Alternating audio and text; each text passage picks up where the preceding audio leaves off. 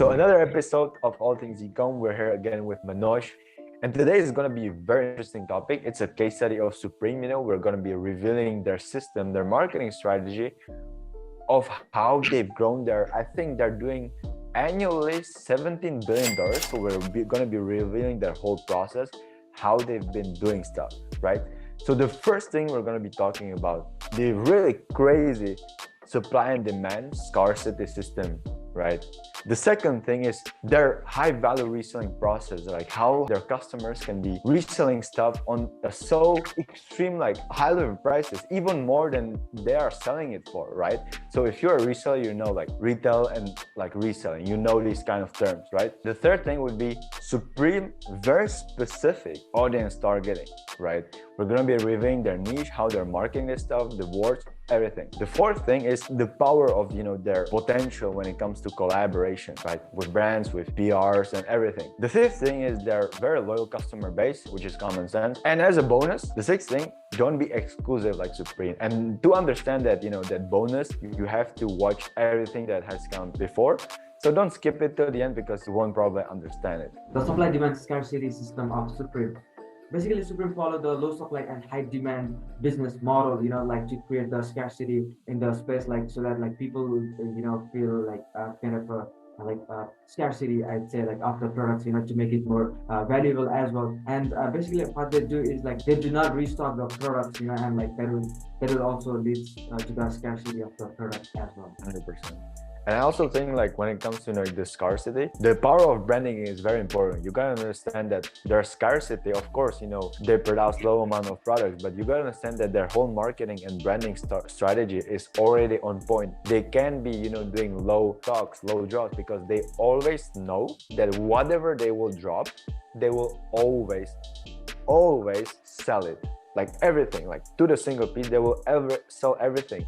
But the thing is that they are confident with their marketing and branding. And if your marketing and branding isn't like on point, like set up as a really great like fundamental, then you shouldn't be thinking about doing the same kind of model. Of course you should be doing like low supplies so you can test the market, so you can test the products. If it's gonna sell out, you can test your marketing skills. What I mean that you shouldn't be focusing on your brand image as a low supply right at the beginning. We're going to be talking about this in the 6th bonus, so keep watching. The resale value of Supreme's products are actually 10 times higher than the retail price. So the reason why customers of Supreme's are actually making more than Supreme is because of Supreme. And let me explain that. Essentially, Supreme has a really good branding identity already. They've already done the hard marketing. They've already done the audience. You see their logo on every single product, right? Their logo is everywhere. Like everywhere you go, you see Supreme, you always know what brand is that. So that's why when you resell something, it might has a higher value because of first of all, of the first topic that we talk about, low supply and high demand. And the other thing, their brand image. Basically, why the resale value is really high, like it's because they produce really limited amount of quantity, and like people, like they, stay in queue, like to get the products first and stuff like that. And when they produce like the like limited quantity of the product, then like people would, there are a lot of loyal customers of Supreme, and like they want to, have the product of like the brands that they love. 100%.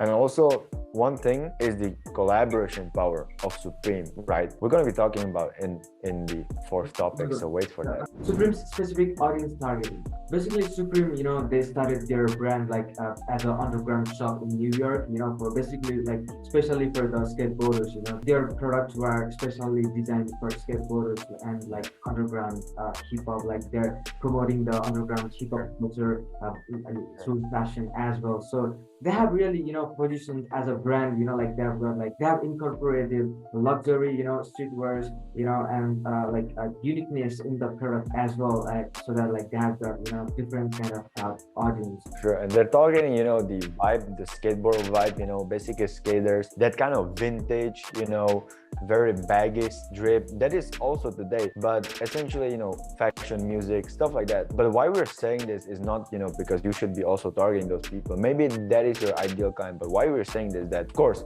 you can't be having the same target in a sense. Nowadays there's a lot of competition. Back then when it was Supreme, there wasn't that much of a competition. You can say that they were one of the first, right, in a sense. And essentially what I mean by today is that you need to innovate your creativity, your storytelling into like the ideal client, what you want them to show. Because if you were, but Supreme for me is that, by the way, but we're just talking about that marketing part, right?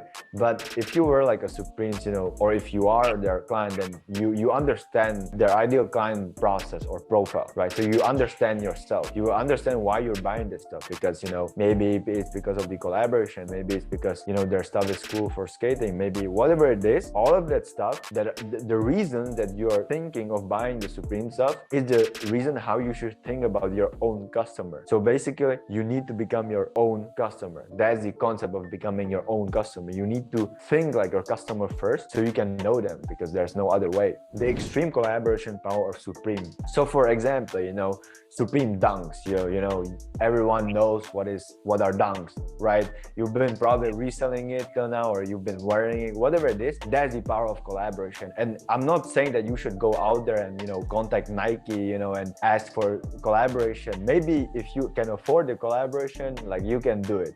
But what I mean by this is that influencer marketing is like collaboration form as well. The meaning of collaboration isn't just, you know, getting to the big people. It's getting to people that has some kind of audience, and you can collab by merging your audiences into one, right? So don't underestimate, you know, the power of influencer marketing, artist marketing, right? If you know some artists, or you can hit up artists, you got contacts with artists and they can wear your stuff, that's even better, because probably your brand, if you're a streetwear brand, your brand is probably a lot related to music. So having artists wearing your stuff, that's even better. But influencer should be the base. Yeah, it kind of like provides, you know, the social proof kind of thing as well. Like, and also like, okay, you know, if you see your favorite artist or like any other brands, you know, they're promoting the other stuff and stuff, like you'd like to, you know, try it by yourself as well. Like this, it's the influence, you know. So like people, like many people get influenced by whatever, you know, their like idol or like you know, their favorite artist say. Supreme's loyal customer base. Supreme has been successful since the beginning, you know, like to build the loyal customer base, because like they really care about the customers. They have understood the customer psychology. Okay, what kind of products, you know, the customers are wanting. Okay, basically like, you know, they're providing, you know, the like uniqueness, you know, that really matters for their customers. And basically like they're, you know, providing that like the feeling, you know, the uniqueness and like street style vibes, you know, like you know, what their customers would like. Or like they have been successful, you know, like doing the customer research, like understanding the user behavior, I would say. Their loyal customer base like has been, and that is very important, right? Like there's a reason, again, there's a reason why everyone is waiting till they drop, and so they can, it's because most of the time it's because of their reselling. They already made their brand image as a reseller brand. Of course, they didn't plan. I don't think that there was their plan at the beginning. You know, maybe Manoj, you can, what's your opinion on this? But I personally don't think that at the right beginning they were like, yeah, you know, our customers gonna be selling our stuff for more than our original price. I don't think that was their plan. Yeah, they just like started, you know, their business like as a like underground shop in New York. 100%. 100%. They were just selling their art, you know, and they saw that a lot of people started to buying it. So then they created this customer base and they tested the market, and it's good. It's okay to be testing your market, and if you have goodwill with it, you're trying to give them something, they're giving you back that kind of data for you to see, right? So they build that kind of low customer base. Most of them, I would say nowadays, most of them are resellers, right? And their brand image changed to that. When you set a brand image at the beginning of your journey, it doesn't really have to be a specific brand image. You never, of course, it has to be some, but you never know what happens on the path. Maybe you start iterating on a different path a bit, right? Maybe you start adding something onto the path, right? Maybe you are just walking and now you want to, you know, drive a car. So on that path, something, you know, changes. Don't be exclusive like Supreme. Look, whatever you look up to, like any brand you're looking at, you know, and you see their exclusivity, you also shouldn't forget that they already have a big audience, right? So my point is, you can't be exclusive if you don't have someone to be exclusive for in the first place. Like if you're trying to be exclusive and your marketing and your overall, getting attention on your brand, like no one is looking at your brand, then who are you trying to be exclusive for in the first place? And by exclusivity, a lot of people don't understand the word exclusivity in this place. They think that it only comes from, like low drops, like low amount of stock, stuff like that. Of course, that's a big part of it. But also exclusivity comes from the ability of yours to sell the visuals, to sell the creativity, to sell the art behind it. That's the exclusivity of a brand image itself, right? So you gotta understand, what are you trying to be exclusive at in the first place? And are you at a position with your brand where you can be exclusive that way? Yeah, don't just be exclusive, for the sake of it. 100%. A lot of people like, oh yeah, I'm gonna be exclusive because this brand does it. Thank you so much guys for watching this video till the end. If you guys have any questions or concerns, feel free to drop them in the comment section. I'll reply to every single comment, and I'll see you in the next video. Subscribe.